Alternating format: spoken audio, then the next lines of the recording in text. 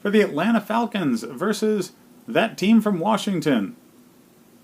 It's going to be Falcons here. Just barely, though. Washington's been very solid on defense all season. They're one of the better defenses in the league. And it's only because they're going up against an offense that's as prolific as Atlanta's that I would not suggest starting them unless you have no other good options. But they're going to slow down this very talented Atlanta offense more so than most teams. And especially now, since they finally have a safety. And Clinton Dix recently traded to them. Now, normally I wouldn't really think anybody who's traded midweek is going to be in the starting rotation, but Clinton Dix is just so far and above a better talent than anybody else they have in the defensive secondary for Washington, outside of Norman when he's having a good year, that he's definitely going to get play. So I would expect that he's out there a good 50% of the defensive snaps. The real story there is there's somebody named Clinton Dix playing in Washington. I mean, there's got to be a Lewinsky joke in there somewhere, right? Either way.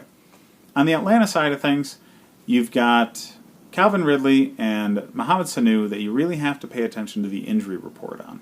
Now, either one of them is a solid fantasy football play when the other one's hurt. Both of them are kind of coin flip plays when both of them are healthy. If Julio Jones ever gets hurt, both of those guys are going to be great to start. But right now, Julio Jones is just a machine for that offense. He's always out there, and he's always playing well and drawing multiple defenders. He gets 2-3 guys on him all the time because they're just terrified of the man. So he's going to be a good play. He's always a wide receiver 2 to 1, somewhere in that range. He's never going to really break you out on your fantasy games, though, because defenses key in on him so much.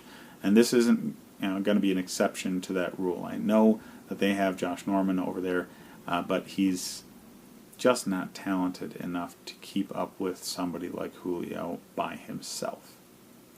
Now, their running backs, always the story in Atlanta. So Coleman is going to be the safety relief valve for Matt Ryan. And Devonta Freeman, he's been hurt some this year, so keep an eye on the injury report. If it looks like he's practicing all week just fine, he'll be a running back too. He's not going to be fantastic because Washington's defense is just lights out up front.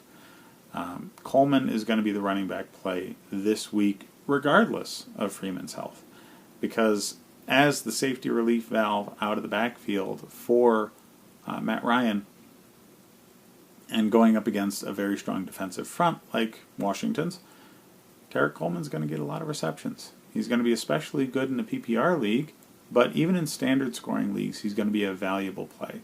So I would expect him to be a running back 1 in a PPR league, a running back 2 in standard scoring leagues.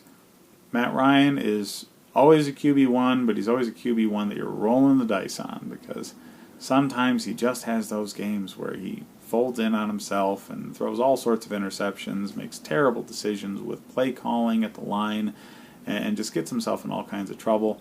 And this seems like a game where that could happen for him again because it's a very strong defense, but you can never really tell. Sometimes he's just torn strong defenses apart.